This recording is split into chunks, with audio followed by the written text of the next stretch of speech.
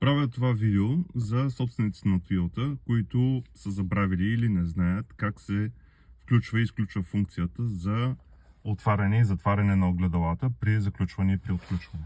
Сега показвам, тази функция не работи. Огледалата не се отварят, не се затварят.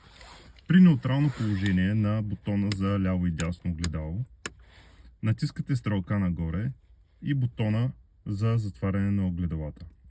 Задържате така около 5-7 секунди. И след това, когато отваряте и затваряте, когато отключвате и заключвате, огледалата ще се прибират. Не, лично тази функция не ми харесва, когато няма нужда да работи, заради това и винаги ми е изключена. По същия начин се изключва бутон нагоре, бутона за отваряне и затваряне на огледалата, задържане между 5 и 7 секунди. Не забравяйте в неутрална позиция на бутона за ляво и дясно огледало. И вуаля! Лек път!